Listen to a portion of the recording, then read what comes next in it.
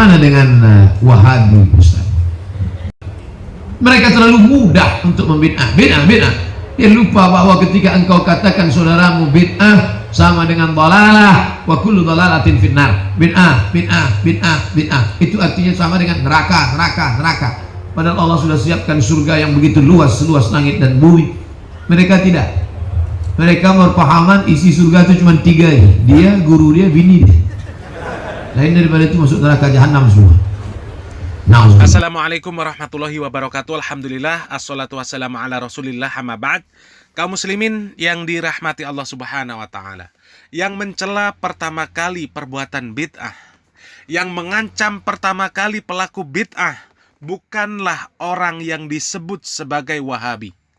Akan tetapi Nabi Muhammad sallallahu alaihi wasallam yang mengatakan kullu bid'atin dhalalah wa kullu dhalalatin finnar adalah manusia termulia di muka bumi ini.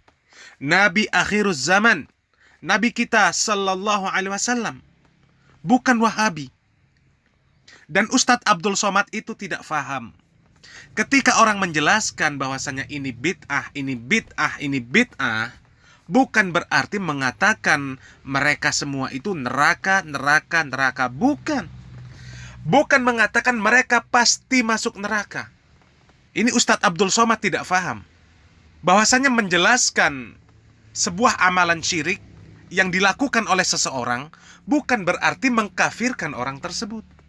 Kalaulah cara memahami seperti apa yang difahami oleh Ustadz Abdul Somad ini, maka itu namanya su'ul faham. Karena setiap da'i, setiap penceramah pasti secara umum menjelaskan akan bahayanya perbuatan maksiat, termasuk Ustadz Abdul Somad. Apakah Ustadz Abdul Somad ketika memberi nasihat seperti itu kemudian dikatakan sudah menerakan orang? Tentu tidak.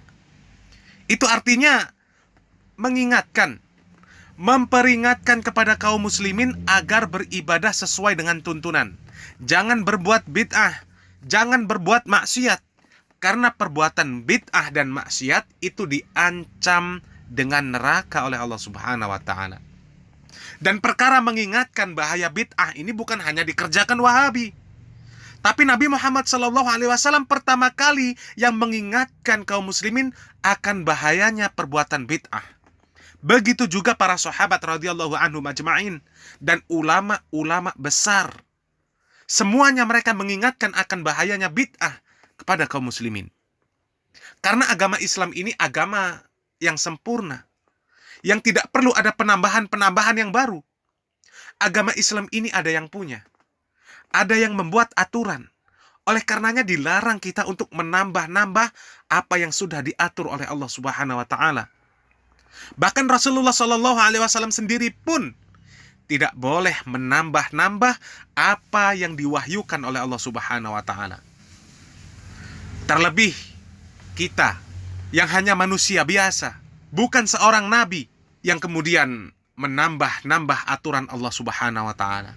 Apakah itu dinamakan zikir atau solawat atau apapun bentuknya. Bahkan solat pun tidak boleh kita membuat bid'ahnya. Lalu muncul pertanyaan, apa salahnya zikir? Apa salahnya solawat? Apa salahnya solat? Salahnya adalah karena kita menyelisihi pemahaman dan cara Rasulullah Sallallahu Alaihi Wasallam di dalam menjalankan syariat agama Islam yang sempurna ini. Sembahyang yang bid'ah.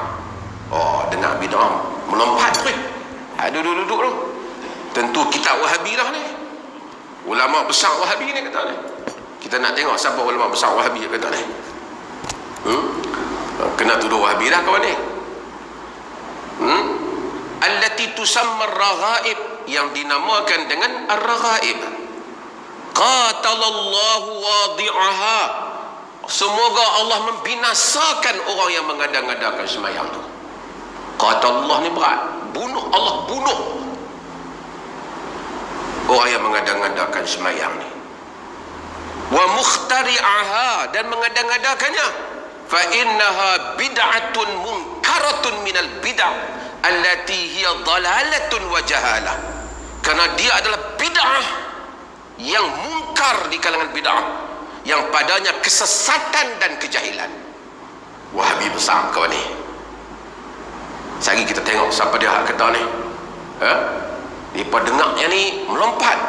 Puak-puak ni baca buku Wahabi, dia ni memang teruk Wahabi besar. Yang buku yang kata ni, wa fiha munkaratun zahirah, padanya kemungkaran yang zahir, yang jelas. Wa qad sannafa jama'atun minal a'immah, telah menulis sekumpulan daripada para imam musannafatin nafisatin fi taqbihiha, tulisan-tulisan yang sangat bernilai di dalam memburukkan sembahyang yang diada-adakan tu. Sembahyang malam Rejab ni, hari pada kempen ni, ada geng-geng duk kempen lah ni. Wa tadlili musalliha, dan mereka menyesatkan orang yang menunaikan solat. Sembahyang boleh jadi sesat, teruk berbuat ni. Wa mubtadi'aha, sekali lagi, dan orang yang membuat kerja bid'ah ini. Wa dalilu qubhiha wa butlaniha wa tadallu fa'iliha akthar min an tuhsa, dan dalil tentang buruknya, batilnya, sesatnya pelakunya terlalu banyak untuk dinilai. Ni memang Wahabi besar. Berapa kali perkataan bid'ah tu sebut? Siapa yang sebut ni? Al-Imam An-Nawawi rahimahullah mensyarahkan Sahih Muslim. Kaum muslimin yang dirahmati Allah Subhanahu wa taala. Sebenarnya pembahasan bid'ah ini adalah pembahasan yang ada sejak zaman Nabi Muhammad sallallahu alaihi wasallam. Nabi Muhammad sallallahu alaihi wasallam sudah memperingatkan akan bahaya bid'ah. Para sahabat tidak ada yang kemudian berbuat bid'ah. Para ulama setelahnya kemudian memperingatkan juga tentang bid'ah. Hanya saja mereka, para pengikut hawa nafsu, selalu dan terus berusaha untuk membela perbuatan-perbuatan, amaliyah-amaliyah bid'ah dengan segala macam usaha. Apabila ada yang membahas, kemudian mengingatkan akan bahaya bid'ah, maka disebut sebagai Wahabi. Sebagai contoh, apa yang disampaikan oleh Dr. Maza, seorang ulama besar, dengan spesifik mengatakan bahwasanya sholat raghaib adalah bid'ah mungkaroh. Sholat raghaib itu adalah kemungkaran yang jelas.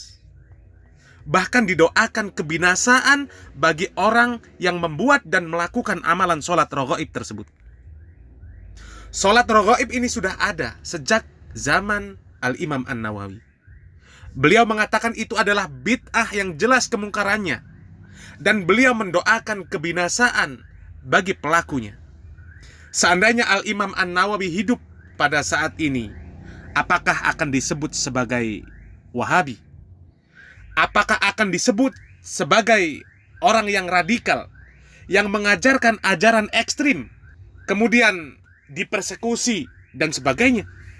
Beliau Al-Imam An-Nawawi adalah imam besar ahli hadis. Akankah ketika beliau menyampaikan hal tersebut pada saat ini kemudian akan disebut sebagai ahli hadas? Na'udzubillah min dzalik. Beliau Al-Imam An-Nawawi begitu faham akan makna bid'ah. Tidak seperti sebagian orang-orang yang ada pada saat ini yang disebut sebagai tokoh, disebut sebagai ulama. Akan tetapi mereka su'ul faham tentang perkara bid'ah. Mereka tidak bisa membedakan mana perkara bid'ah dan mana perkara maslahah mursalah. Segala sesuatu dikaitkan sebagai bid'ah di dalam agama. Sehingga dengan perkataan mereka menunjukkan kejahilan. Mereka mengatakan mobil adalah bid'ah, motor adalah bid'ah, komputer bid'ah, pesawat bid'ah, dan sebagainya. Al-Imam Asy-Syatibi di dalam kitabnya Al-I'tisam mengatakan bahwa yang dimaksud bid'ah adalah sebuah jalan di dalam agama, dan dia adalah sesuatu yang baru, tidak pernah diajarkan oleh agama Islam yang murni. Tidak ada dalilnya di dalam Al-Quran, tidak ada dalilnya di dalam As-Sunnah, dan dia menyerupai sesuatu yang masyru', seperti sesuatu yang disyariatkan, sehingga orang-orang yang jahil mengira bahwasanya itu adalah bagian dari agama. Semoga apa yang kami sampaikan bermanfaat. Barakallahu fikum. Wassalamualaikum warahmatullahi wabarakatuh.